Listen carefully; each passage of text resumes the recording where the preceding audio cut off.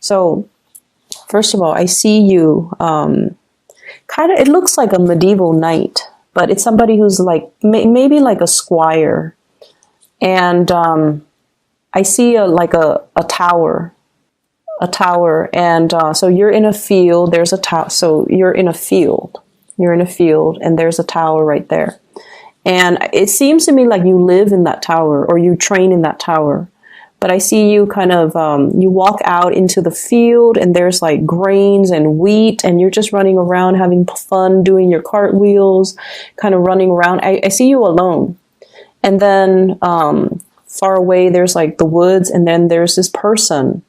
It's not a menacing person. There's a person on a horse, and they're charging towards you. And when you see them, you automatically run back into your tower and you lock the door. And then that person on the horse, they go away. And then when you see that they've gone away, then you come out and you play around your tower. And then you might even taunt the person on the horse. And then they come running back to you, and then you run back into your tower. So that's the message I'm getting. And, you know, the tower stands for safety. It stands for like this safe refuge, or this place of haven where we can always come back to when life deals us a blow. And I feel there is a sense here where it can feel over time like your geographical location might be very, very limited. So let's just say, okay, if the tower is in the middle, right? You're bounded by the circumference, like you can only roam so far, okay? Because it's a place of refuge. So you can always retreat back to it. So you are only going to be able to, you know, venture so far away from it before you start to feel that sense of anxiety, like, oh no, you know, am I going to be able to run back in time? If it rains, am I going to be able to make it without getting wet? If there's somebody chasing after me, and they're on horseback, and I'm on, you know, I'm running with my legs alone, am I going to be able to get back before they catch up to me? So there's an element here about being bounded by your geography. And for some of you, honestly, I feel like it could be, you know, the environment that you're in. Are there jobs that are appropriate to your field or to your area of expertise? Okay, so like, for example, you might be, you know, this is an extreme example just to get my point across. You might be a marine biologist and you live in the desert. Okay, and you're just like, where are all the marine biologists' jobs? So you look online, or, you know, you surf the internet, or you read the newspaper, and you're looking for a marine biologist position or vacancy, and you're just like, when is it going to happen for me? So that's an extreme situation, okay? You have to go where life is calling, okay? You have to step out of your comfort zone. You have to go where life is calling you. I feel for many of you too, I keep seeing somebody who's like, let's say you grow up in one city, right? You move away for college, and then as soon as you graduate college, you move back to that city. So wherever you grow up, you move away for college, and then you come back.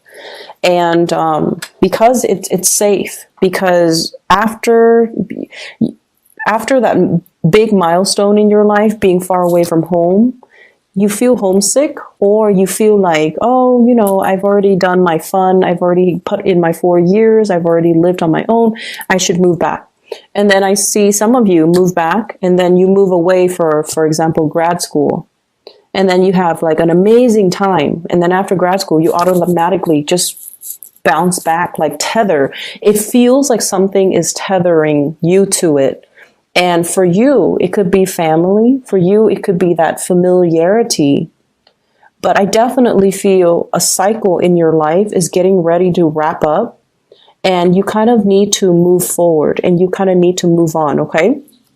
So what we have here is the world. So this is like expansiveness, opportunities knocking on your door, things opening up for you. But the nature of a fixed sign, and especially your sign, you're very, very homebound and you're very, very family oriented. And I also feel like as much as you want to travel and have fun and explore, you reserve those things for things that you can do on a weekend, things that you can do on holiday, things that you can do on vacation. You don't feel like life can be lived that way for whatever reason. And so this is a card about great expansion, but it's also a double-edged sword because that bunny is encased in this bubble. And so it's almost like nibbling at life rather than living it fully. Okay. So there's a lot of fear I'm sensing, fear about change and the unknown. You have a travel opportunity coming up here. So the Chariot usually indicates to me some travel over land, relocation, and things like that. But you are very conflicted, okay? Emotionally, you're very conflicted because, once again, there is my place of refuge, but there's like a whole world of opportunities out there for me. And so I feel like the time period where you are keeping yourself, you know, within like that 10-mile radius, kilometers, whatever you want to call it, there is a radius, and for whatever, it's self-imposed, and for whatever reason, you don't feel like you can step out of it. You don't feel it's safe. You are quite fearful, I'm sensing. This is a card about finances. Okay, so I definitely feel many of you are at a point where you are keeping track of how much you're earning. And I feel like this process about nickel and diming yourself, being very thrifty with your spending. And I feel for many of you, you might be saving up for a car. Okay, with the Chariot card, movement by land. You might be saving up for a car. You might be saving up for a plane ticket. You might be saving up to implement this next major move in your life. And so you're being very thrifty. You're being very calculating with how much money you're realistically able to spend. And you're trying to save up, which is a very noble, honorable thing to do. And I feel like, you know, over time, I would say, so whatever you're experiencing right now, keep saving, okay? Put that intention in mind that I'm not just saving just to be stingy. I'm saving because I have these goals in the back of my mind. Whenever we have good intentions and whenever we have a clear objective in mind as to why we are saving, the universe will always give us enough. Okay?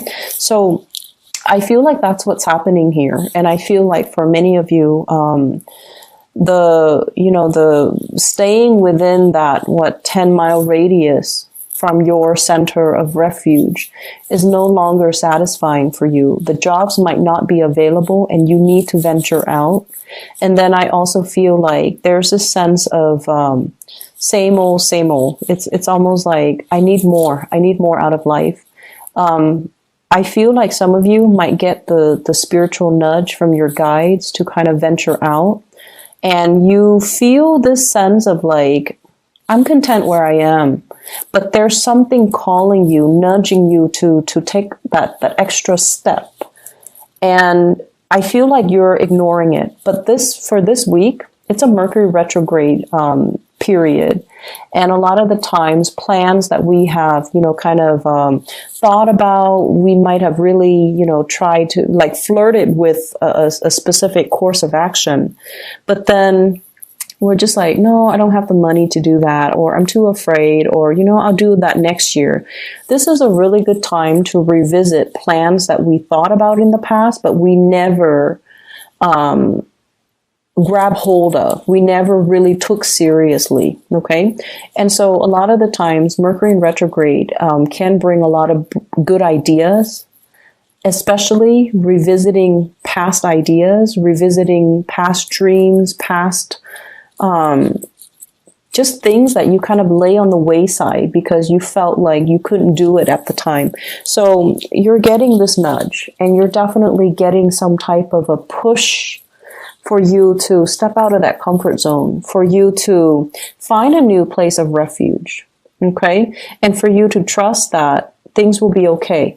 I just need to plan things out well, And then I can, finally break away from this 10-mile radius. And then I can, move on to this next tower that can serve as my next place of refuge. So it's a never ending process. And I feel like it's going to happen for you. So I feel like some of you need to, find new routes. Every time I see this card, this is the Eight of Cups, moving forward, okay? I think of like the dandelion, it's like blown in the wind, and then it carries a seed, right? So wherever it lays down on the land, wherever it lands, it's going to sprout a new seed. So I feel like that's what you have to do. Just kind of trust the process and just allow yourself to get, catch that wind and then move forward, okay? I definitely feel for some of you, you have been dealing here with an air sign. I have the King of Swords in the picture. It's in the reverse position, so there's definitely, I feel like somebody who is a little bit misleading when they communicate with you, okay? They say one thing, they mean another. And I also feel like this is somebody, I'm feeling like there's a fantasy built up around this person. So let's get married. Let's have a family. Let's have a child. Let's get engaged. Let's move in together. For whatever reason, there was this big, big, grandiose fantasy built around this person. And so air signs, Aquarius, Gemini, and Libra. And I also feel like they might have they might have another relationship. And there might have been talks even, I'll leave my spouse, I'll leave my wife, or I'll leave my husband, and then we'll start a new life together. Just wait on me and, give me more time, give me more time. So that's an extreme sense, but I do see those conversations between you and a person. And I feel like this is the month where you realize that they're keeping you very tethered. They're kind of like that tower. They draw you back, but they really hinder your growth. Okay, or the fantasy that you have is really hindering all the other opportunities that you can have out there. Because what I saw earlier was, it's like a grassy field, like a field of wheat, and it's a tower. And like, who lives in the tower, right? Doesn't seem like it's very homey or very comfortable. And it seems a little bit isolating because I see you playing outside by yourself.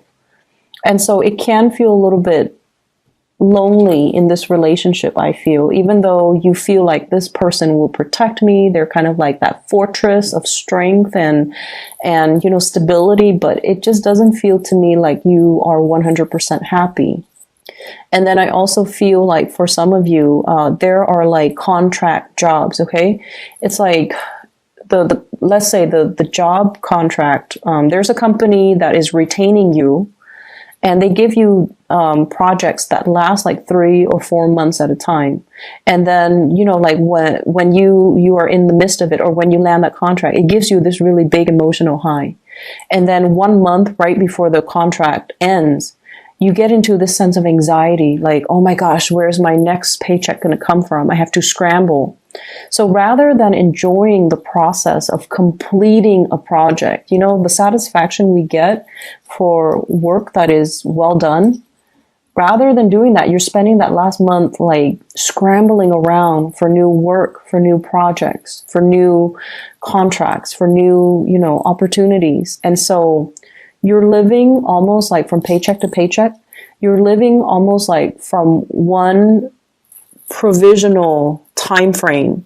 There's a definite start date and there's a definite end date.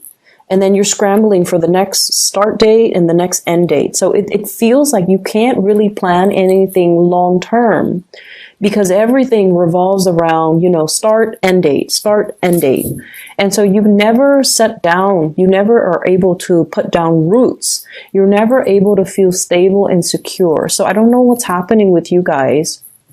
But it just seems to me like you're not very grounded, and you need that sense of groundedness in order for this anxiety to go away. And so really focus on, what do I need to get that sense of groundedness? And I feel for many of you, finding that job that is more long-term rather than contract-based is going to be long-term. And then wherever that job is, be willing to relocate in order to give it a chance, okay? And don't talk yourself out of it, because I feel like wherever you are right now, I keep seeing you outside in the grass, you know, in the field, like playing just by yourself. And it feels to me like we don't need a lot of people in order to be happy. But I feel like it just feels a little empty. And I feel like that's not what a Leo person would want. You shine your brightest when you're in the company of others. And you shine your brightest when you can share your achievements with other people. And especially with the people that you love, you want to be able to share the moment with them, but also see the pride and see the admiration and see the, you know, the love in their eyes. But it just seems like, you know, just playing alone in that field, it can feel a little bit lonely. Give me 1 second. There's another message coming through. I was trying to figure out, you know, the person on the horse, like chasing you, I don't see any malice. Like they're not, you know, going to catch you and kill you, or they're not going to hurt you. So it feels like, you know, you were taunting them, and then I feel like it's somebody who is a love interest. So for those who are single, yeah, that makes sense. It seems like it's a love interest, and there is a tug of war. So it could even be an air sign, an Aquarius, Gemini, Libra, and I also feel like maybe even another fire sign, because their energy is like very fast. So Sagittarius, Leos, or Aries. But what I feel though is there's this, you know, game that you guys are playing where you both like each other. One person might already be married, hence that tower, that you know, structure, something that's already built. But you're flirting with the idea. You might not feel emotionally fulfilled in your relationship. And so you might be seeking the attention of that person on a horse. You want somebody to be with. You want somebody to play with. You want somebody to notice you. So there's that. Or I also feel like there's another person that is interested in you. And when you're around, they want to come towards you, but you're very afraid. You're very afraid to let them know how you feel. Like, I'm lonely. Can you play with me? You're very afraid to let them know that I'm not 100% happy here. Can you take me away? All you have to do though is, you know, hop on their horse with them, because like I said, the person is not a scary person, but you keep running away from them. So it could just be fear of outsiders encroaching upon your space. So that could be just a fear, or a fear of, you know, feeling and you know, you guys are very self-sufficient. The fear of letting the other person know, I need help. You know, I can't do it on my own, or I need you to help me with this, or I need you to, I want to get on your horse and I want you to take me away from this tower, from this field where I'm constantly by myself. So I see that element coming through, and you have to make some changes. I feel like there is some bigger message here. I feel like the way it came out, it seems like your guides are trying to cushion the blow a little bit by sugarcoating the message. Okay? And so I feel like they want you to really look at the situation and allow yourself to go, allow yourself to leave, allow yourself to do things that make you happier, and especially allow yourself to kind of break away from whatever has been tethering you